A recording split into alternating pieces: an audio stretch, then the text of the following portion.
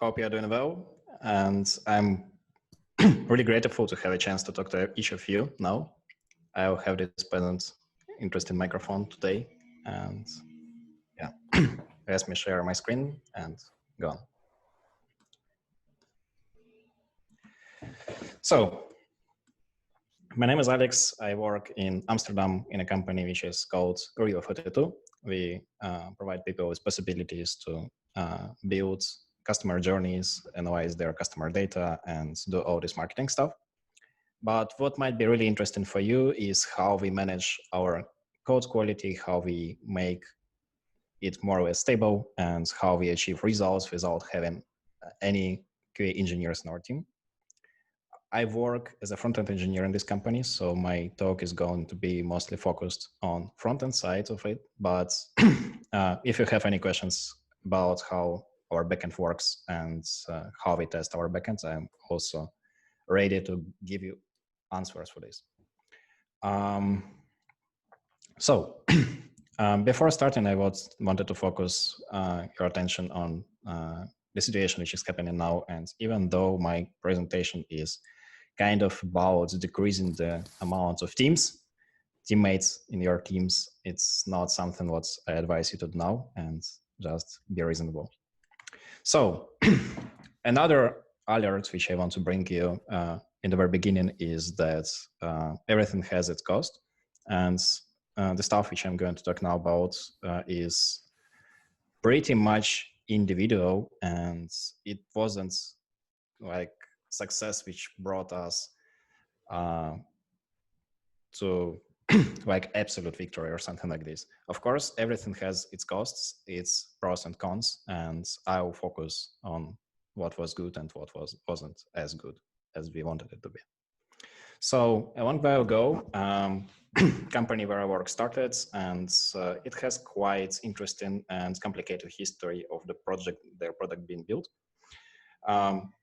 And surprisingly, or not surprisingly, quite a big amount of developers had a chance to work on it from different teams. Some people were working in remote service companies, some people were working on our side, but what we got some code base which wasn't originally supposed to be tested as a whole. So we didn't have like any comprehensive testing strategies. We had some tests, we had some code, and we had some tests. And at some point, we decided that probably it makes sense to automate some stuff because complexity of testing was increasing, and we wanted to have bigger involvement of our engineers into the product, better understanding of how it works. And of course, these trends of teams, especially small teams, becoming totally autonomous was on a rise, and we decided why couldn't we try it as well. So we decided to automate tests. And the reasons to automate it is actually one of those is really simple, and it looks like really easy one, but apparently it's not, is that manual work is expensive. Create test fix loop is quicker, especially if you can think of the situation when you have some team where guys open the pull request, QA guys check what they done, they find some bugs, they open the task and don't allow it to go through. And like those iterations might take some time because all people are people and you have different tasks and different priority, and probably after your changes, your quality assurance engineer has different priorities to work on, and it just takes time. You can also say something like, oh, okay, I thought it's safe to push. So because we have people who will catch all the bugs, and I didn't really check it properly on my local environment because we were in a hurry, we were preparing release and stuff like this.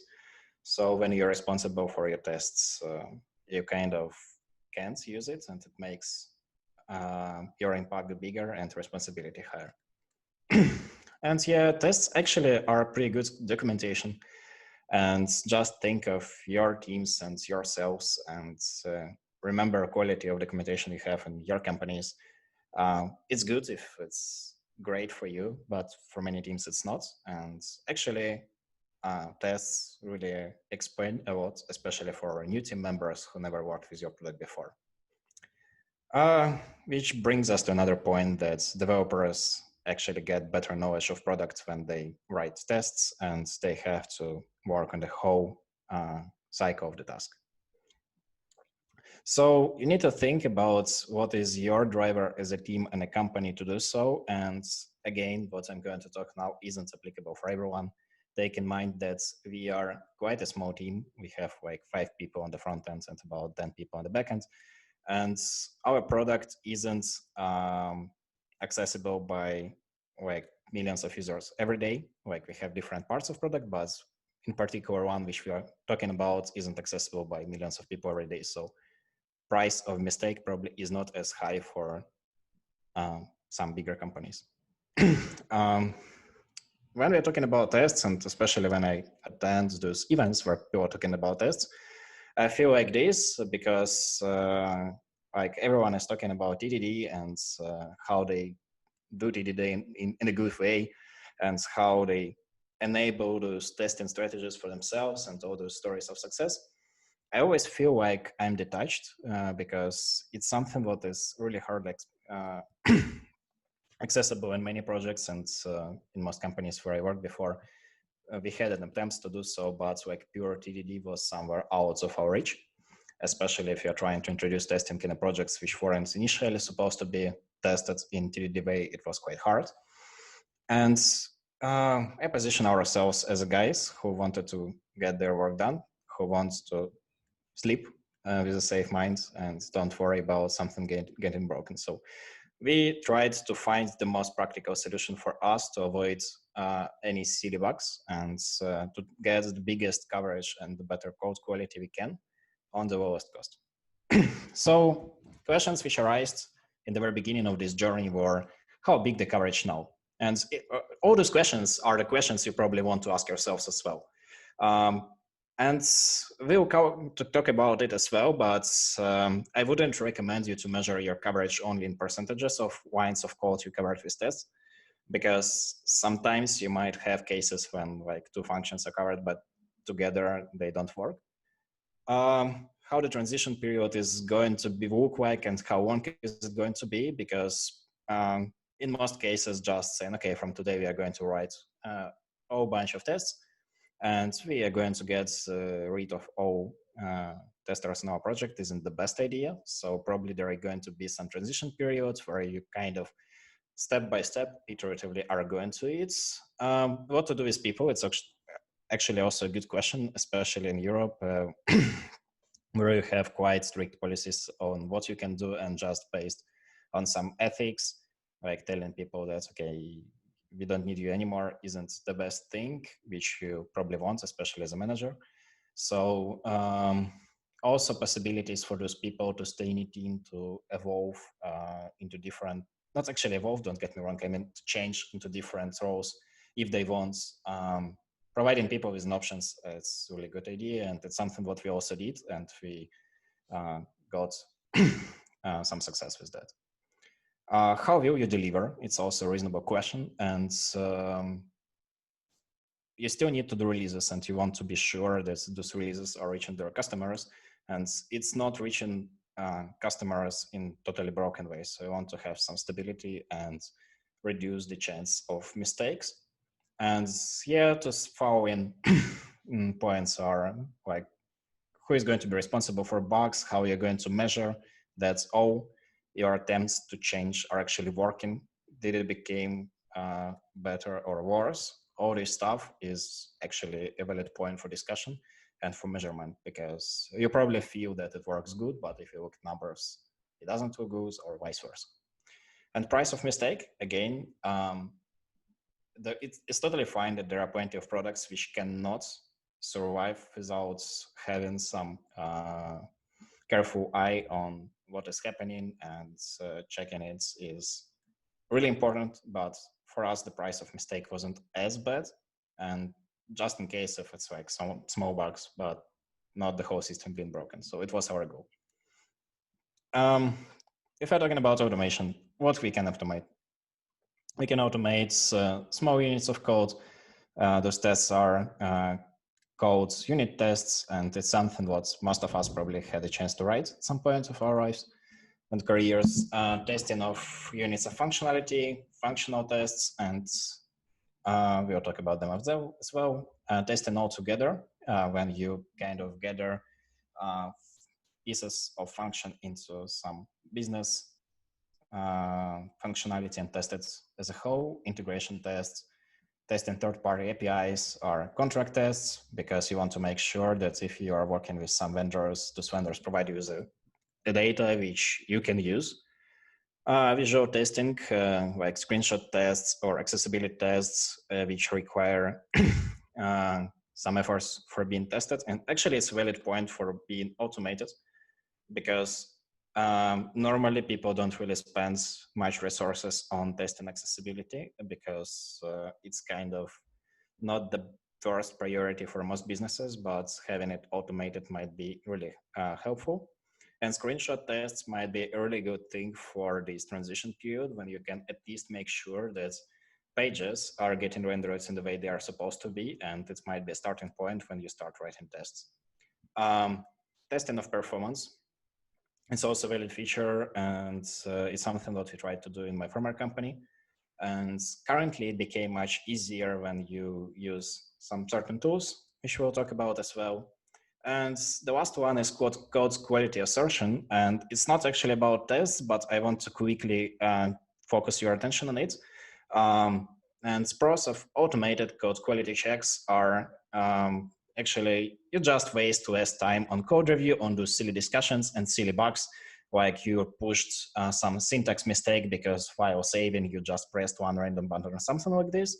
So having different pipelines or your push flow with Git hooks or on your CI is really helpful, and you can easily analyze how your code can form the code style, how tests are running and stuff like this, dependent on how long it's all supposed to last.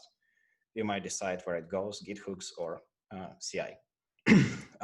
Quickly about libraries and tools we use for it.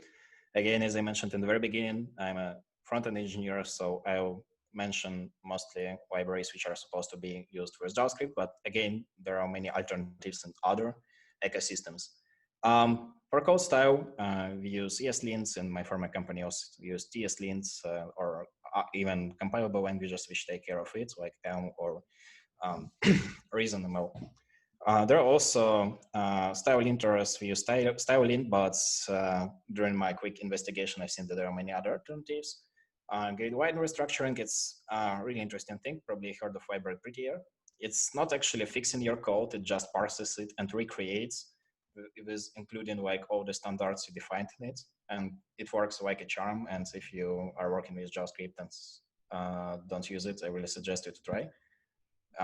It's like almost instant win, and it doesn't cost almost anything to implement it. Check the assets, especially if you're working on business-to-client applications. You might have those bunches of different assets for different devices, for different screen resolutions and connection types. So having a glance that everything was converted and prepared correctly is a really good thing. And I'm not sure if you need any libraries for this. You can quickly check it with just simple bash commands, and check the bundle size. There is also quite popular approach when you can check the bundle size and see if it conforms your expectations, or you need to abandon the deploy process and don't allow this pull request to be merged.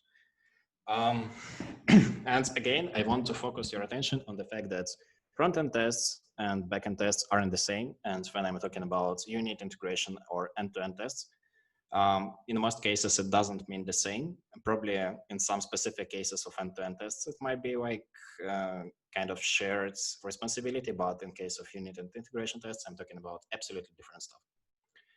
And yeah, the most interesting parts of this talk is going to be afterwards. This one, you might disagree with me, and I will be glad to have discussion with you after this presentation about what I'm going to talk about. So it's fine if you dislike it, but there is such thing which is called pyramid of testing. And it's something that doesn't really work for many apps, including ours. And there is another two things, one which is called eroded pyramid of testing, and another is called integration trophy. I'm sorry, testing trophy. And what's actually all those things are focused on prevalence of integration tests over your unit tests. And it's kind of absolutely against the first pyramid you can see, because it's more expensive, and it's fine if you dislike it, and you have your legal right to be frustrated now, but let's talk about this.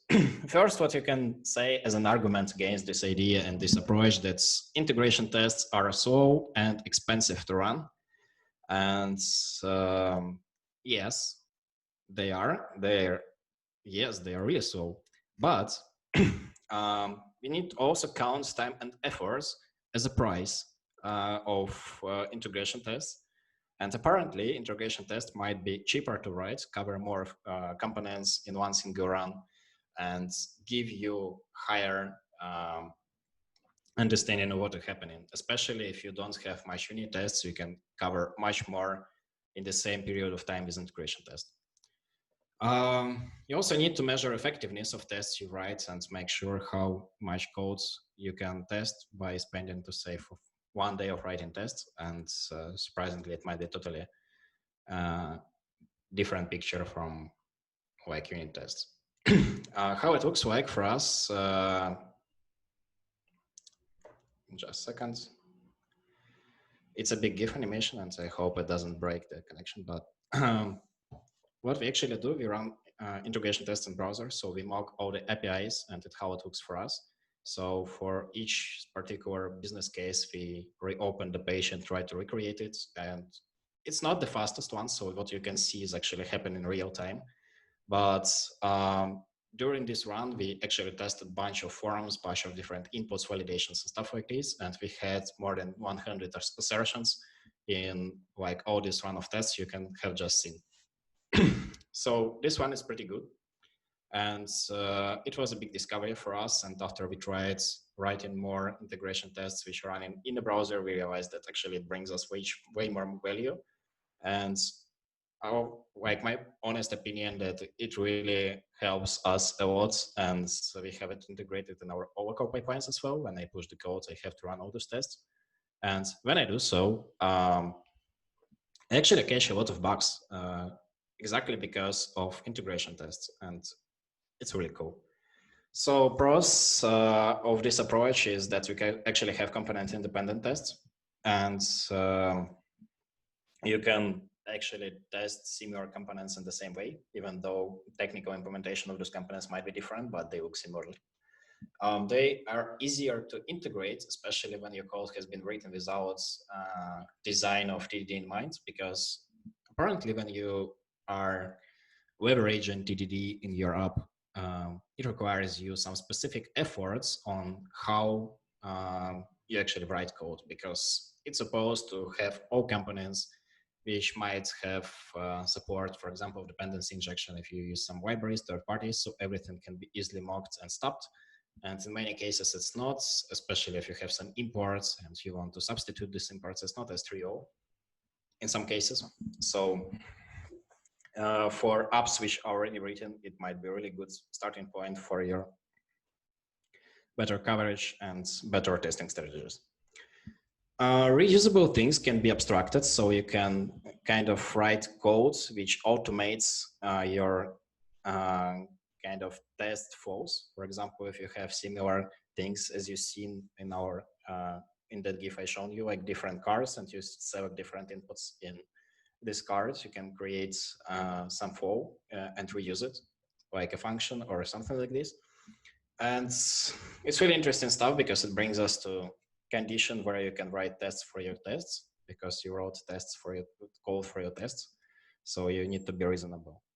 And it's also really easy to embark some quality assurance engineer in test who can actually help you to write those tests in some points, and they won't need to know all your front-end stuff.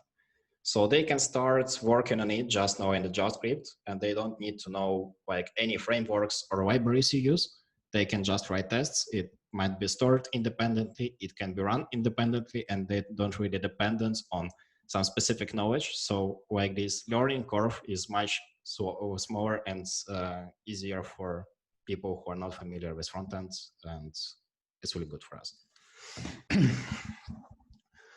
Also, there are some test hacks you can use for integration tests to make them faster.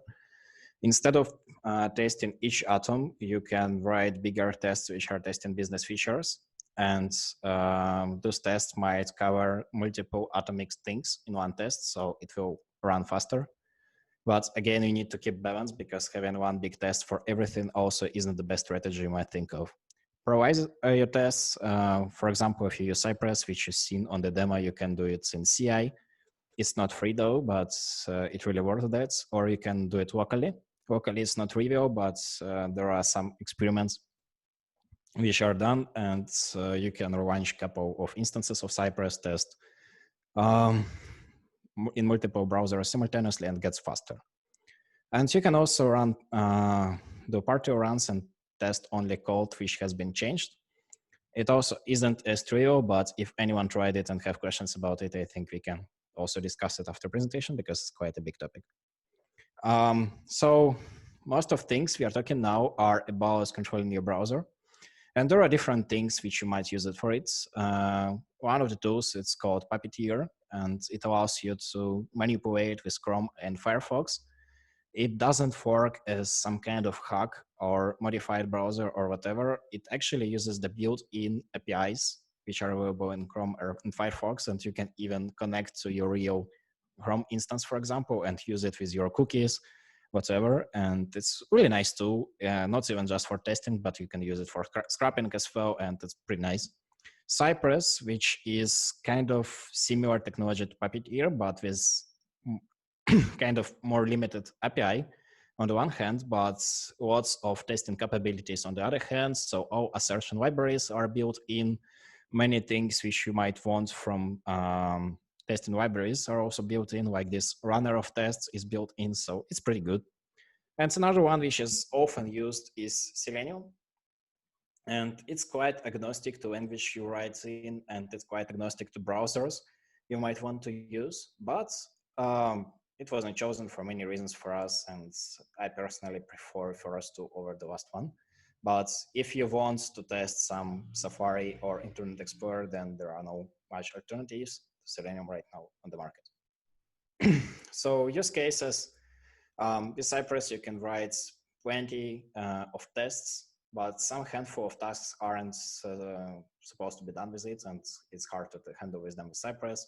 Like accessibility testing, quick performance testing, better to be done with Puppeteer, which exposes lots of APIs which are available in the browsers right now, and we'll talk about it as well. There is one thing which I mentioned in the very beginning and promised to talk about is screenshot testing. And first of all, know that screenshot is not a snapshot.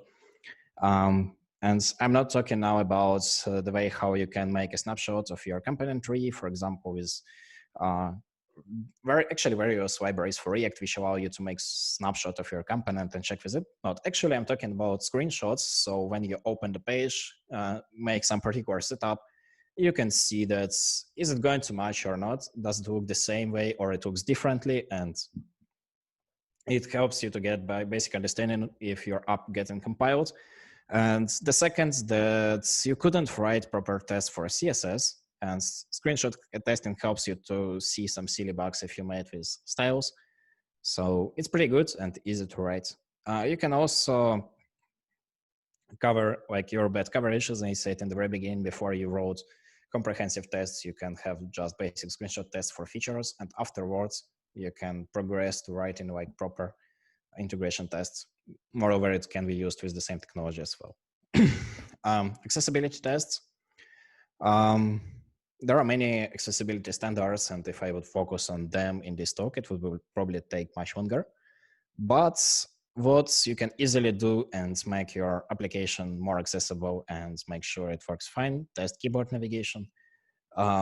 Basically just navigation between inputs with like tab and arrow tab, and also navigation of table by pressing arrows, which isn't usually kind of done by default, and it's not part of HTML behavior, and like it's not something what browsers do for you. It's something what you usually do. Test contrast and readability. There are libraries for this, and test availability of adaptive content. So like if you have some replacement, alternative texts, subtitles for video, you can do it also with accessibility test. And there is also security testing. It's something that I'm looking at now, and there is a really nice article. I can share the link. Well, I also share a presentation as well, but you can also test security stuff. There are no specific technologies for this. So it's not about JavaScript or things which you probably want to use for like particularly JavaScript. So it's quite agnostic, and it allows you to do some basic checks if your forms are correct, if you can do some SQL injections, is your like, or if your CSRF works fine and stuff like this. So it's pretty good. Performance tests, it's something what's I tried to do before in my previous company, and it's something that became easier after one of the latest releases of Puppeteer. Now you can get access to some core features of Chrome which are not really exposed anywhere else. Like you can see loading speeds, layout duration, like you can see how long all the steps of the cycle, which like positioning, paints, and free flow. And you can see the difference between those different steps. And it helps you to handle big applications where you have some rendering problems and you want to make sure that actually your main problem is like one of particular steps, and you might think of how you can fix it. For example, when we are talking about reflow and repaints, some cases might arise when you have your DOM tree and you change the size of one element. It will be much more expensive to recalculate the whole picture rather than if you just replace the colors or fonts. So something like this. Moment of first paint, it's the moment from the loading of your page before the first pixel being rendered on the page. Script execution duration, so you can check how quickly your script are executed. And it's kind of a good thing to secure your back. And you can make sure, okay, actually the script is getting executed in this particular environment for this period of time. And with this additional thing, you can actually see, okay, after this pull request, my automated performance test says that my test is getting executed as fast as longer and it fails. And as a developer, you are forced to go and check why it's taking longer, and it helps you to catch performance issues in your code. And styler calculation time, which might be also useful for you. There is another thing which you probably want to test automatically is server-side rendering, and you can write crawler for your own website. For example, I'm pretty familiar with guys who work on a product for internet commerce, and one of their big problems was how to test that their server-side rendering works correctly, that no properties were missed during this process, and that everything in its place. And what they did is crawler, which goes through all the pages, which they defined in the configs. So there was like testing database with 100 products with all the possible properties, and this crawler was just going through the pages, checking if the properties are available and comparing them with properties in database. And if something was missing, it was kind of alerting that something is going wrong. So it was also pretty useful for tests. So how you measure it? It's another question which arises. So let's imagine that you chosen some testing strategies from list I mentioned below. How would you measure it? So first of all, there is like code coverage, which is usually measured in percentage, but you might write quite a lot of unit tests, but together they don't really work well. You can also do functional feature coverage. It's especially applicable for integration tests. You might see which features you have in your app and define, okay, we have like those 200 features and just keep track of which features you test with your functional tests. But it's also quite subjective because you never can explain in some mathematical way how you describe and how good you cover negative scenarios and stuff like this. Incidents per sprints and bugs per feature, those are really subjective things which you couldn't probably believe, but in the long run you can see dynamic, and dynamic might be more or less accurate. And when you see that, okay, our amount of incidents is definitely decreasing in a one time, to say in half a year, probably it's not just a coincidence, but real results. And another thing that's in many ways, actually, QA engineers are better than developers. And we need to admit it first, because first of all, that many developers, when they write tests and when they work on the feature, they do like positive assumption. Like, okay, there is an input, okay, it should be positive. So I'll put like, it couldn't be below 0, but developer would never try to put like JSON in the field, which is supposed to be a number or something like this. So we need to get rid of this positive assumption bias and think of all possible ways how to break the up. And definitely people who are working on it full time are much better than developers are. Also, there is another problem that's usually, not usually, but often developers skip negative scenarios. They write positive scenario, and afterwards I'll add a couple of additional negative scenarios to make sure that it's fine, but it's not the best approach. So it's way better to start from negative scenarios, cover the all, and afterwards only cover the positive scenarios. So it works much better. Learn your business domain and document it, because it's also a situation which happens quite frequently when developers poke their colleague who is QA engineer, like, oh, can you explain how it works? Because I never looked inside, I've been working on other features and I never looked inside.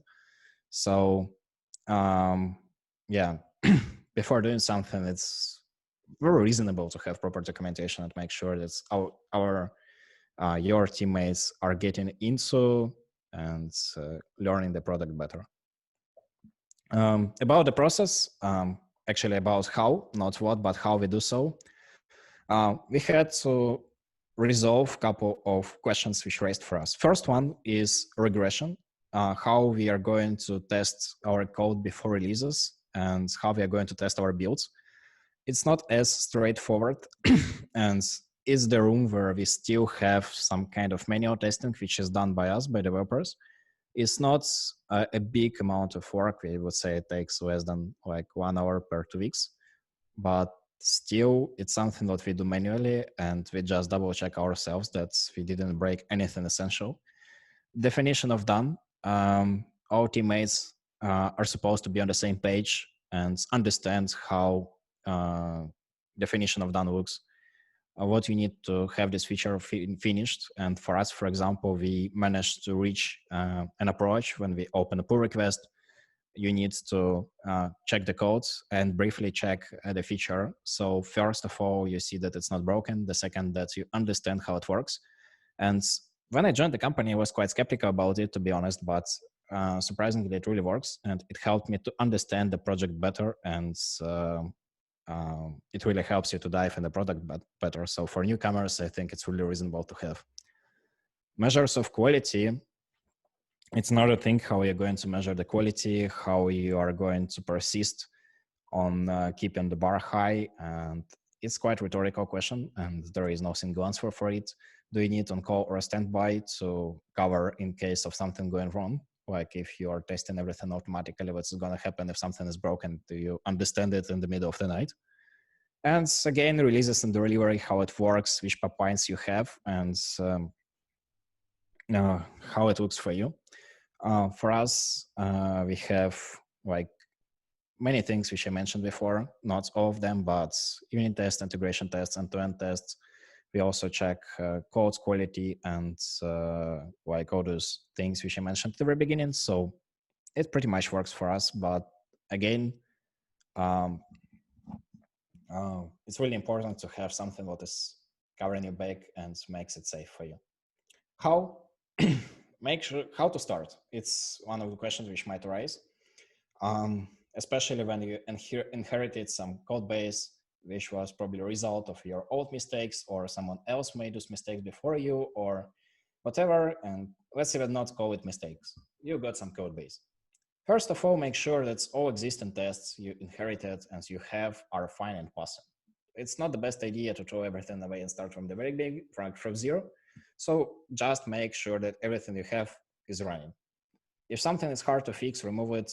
If something is easy to fix, fix it. But make sure that what you inherited works, and enforce its execution every time somebody is pushing the codes or tries to merge the pull request. Given states, run your automation on CI and Git hooks. Integrate automation in your code review process. What really works good for us as well, that's heavy tasks which you probably wouldn't like to run locally, like integration tests or end-to-end tests, are run on CI. And if they are not passing, you cannot merge the tasks. So it's pretty good, and it works as a gatekeeper if someone does no verify as well. So nobody would be able to merge task which is not conforming to tests you have, and if something is not passing. Plan incremental improvements of your code base and test coverage. So likely you wouldn't fix all your problems overnight. You have to develop strategy. Okay, we are going to invest it to say weekly, we are going to spend 1 day just working on tests. And in this way, you can increase the amount of tests in your code base. Or on the other hand, you can introduce a approach that every time you write feature, you cover everything around it with integration tests or stuff like this. But having some common strategy, which is followed by all teammates, might be really helpful for you, and it will help you to increase coverage of your code base. Incrementally export domain knowledge from people to documentation, because it's just not as reasonable to have everything inside one person memory, and there is nothing good in so-called tribe knowledge, and people apparently might leave the company and change jobs, and losing such people who worked in the company for a long time might be really painful if you don't have proper documentation done. Start a cruising team of testers if you are if you want to reach the states when everything is covered by automation. It's not the best idea to do it overnight. You'll probably need some time, and do it incrementally. And again, I'm not advocating idea of not having testers at all. It depends on what your company and team can afford. And of course, if you have enough resources, there is nothing better than them. But I think that in general, having this shift of paradigm towards having more automation and less manual work might be good, and for testers as well. And start gathering errors from clients.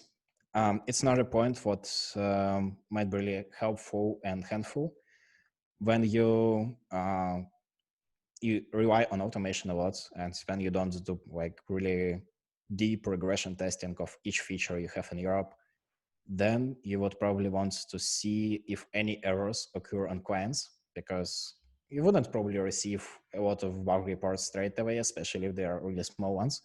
And if there is something that can be fixed by refreshing the page, probably you wouldn't know about it before you start gathering errors from the client side. There are many libraries for this. We use Sentry for the front end, and it really helps us.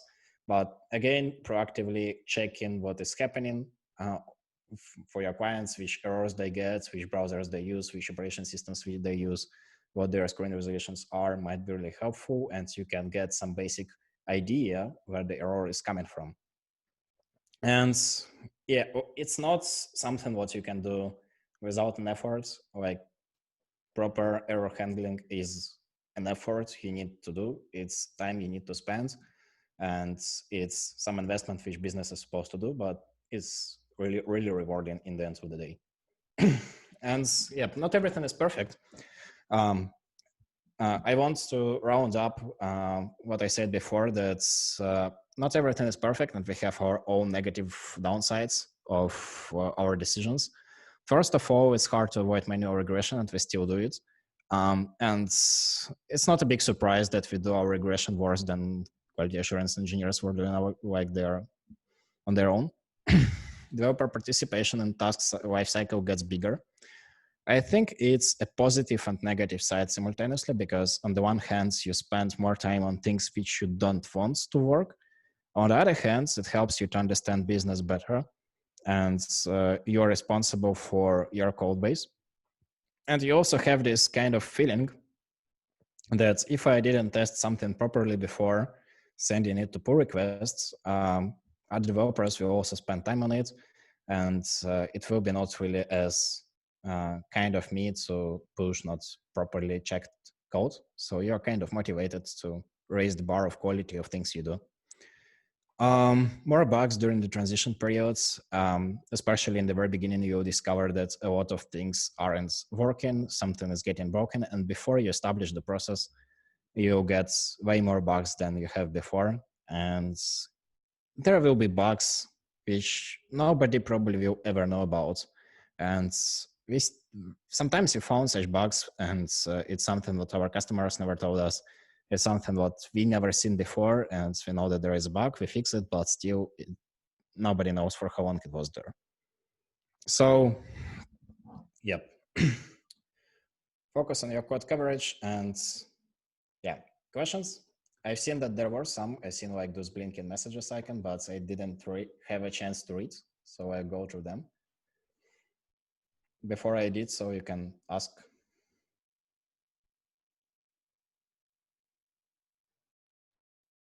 Thank you, Alex. Yeah, I think it was a really good session. We have like a few questions from the audience, but I would say that to start like with a more general discussion focused approach, I think maybe I would like to ask the audience and to you as well, how could you drive the mentality change in the who is responsible in testing, like individuals or team? Like how could you drive that? As I mentioned during the presentation, what really changes when everyone is equally responsible for testing. It makes the bar higher, the expectations bar higher, and you feel more responsibility before pushing tasks somewhere, because you cannot justify this like you couldn't just check it superficially and push it, because you cannot use this. There is a special person who gets paid for checking what I do. I know that it's not doesn't sound as positive and as the best thing I could say, but many developers think so. And it's not the healthiest approach you might think of. And having this equal contribution in your team into code quality really helps to change kind of this paradigm. And again, when I joined the company, I was really skeptical about it, and I felt it's one of the downside.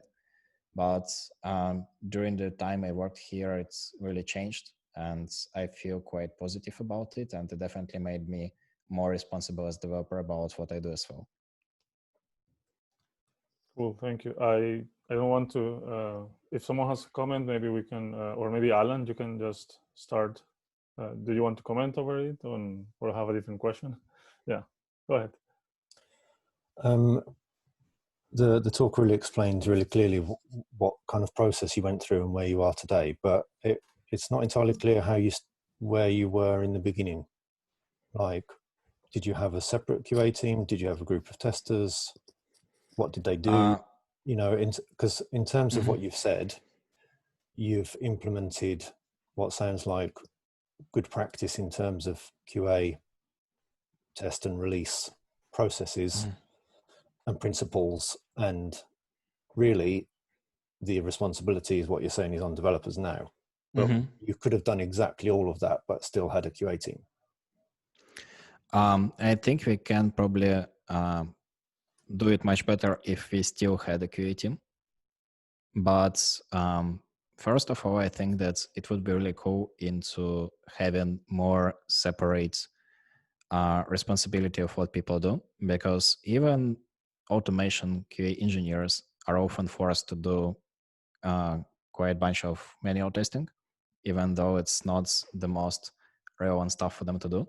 And what I think now that, of course, it's also money talk, because we are not the biggest company and we can't just hire a team of QA engineers now. But having separate people who are focused on writing integration tests might be quite helpful. But again, based on our experience, it would be really good if QAs are focused on like coding as well, not coding of features, but coding of tests, and helping us with regressions. As I mentioned before, we got this bottleneck that regression is done manually, and yeah, it's kind of a downside of this situation. Because first of all, it's not probably the dream job for me as a developer to do regression, because I never done it before and I'm not doing it in the best way. It's not the matter like of question if I like to do it or not, is the question if I'm good in it or not. And I can definitely say that I'm not good in testing because I'm a developer and I have no experience as a QA engineer. And I highlighted it before that in many ways QAs are better than us because they learn a lot of things through their experience. And it's totally different expertise which we are not a part of, which we haven't gained before. And having people with the right mindset is definitely helpful. But again, they have various reasons to try so, and so far it works good for us, and we don't really consider coming back to previous team structure. And what was that team structure? At some okay, it's a good question because, and you asked it before, sorry, I missed during my talk. In the very beginning, it was kind of bunch of business guys and a bunch of remote guys. At some point, we hired QAs on our side to check that everything works correctly together and we can control the quality of code which is delivered through agencies. Afterwards, we started gaining amounts of developers on our sides, and at some point we stopped using services of agencies. So all development went in-house, but we still had, I'm afraid to be mistaken, but somewhere or 3 or 4 QA engineers. And it taken us a year to go from 4 to 0. Okay, thanks. Thank you, Alan. Thank you, Alex. I think, I mean, we're getting really close to the end of the meetup. Yeah, somehow we didn't manage to do more questions, but don't forget that you will get an invitation to the CTM Slack workspace that we have, and we're going to create a channel for this meetup that we're having today, so we can all continue the conversation there. But before finishing completely, I want to thank Alex for the presentation. But I also want to give the word to Rudolf. If you don't know Rudolf, he is having his meetup in Vienna. It's a very popular meetup about testing and automation. So he wants to mention his next event. Rudolf, there you go. Okay, I hope you can hear me. Diego, thank you for the opportunity to promote our meetup. So I will share my screen. Okay, is it possible or? Yeah, I had to stop sharing, so you can go ahead. Go ahead. Yes.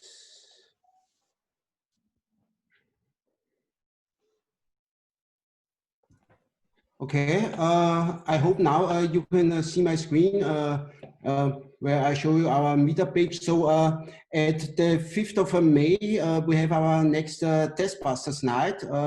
Currently, we have 3 speakers. So one is from Lomnido. They have created their own test automation tool with fancy stuff, which will they explain how they are using that and what are the features of that. Then we will get an overview how the ÖBB, this is the Austrian rails company, is doing DevOps. And then we have a talk about front-end testing on steroids with Cypress. We also working on an additional talk, what we currently discussing, and this is about chaos testing or testing GraphQL.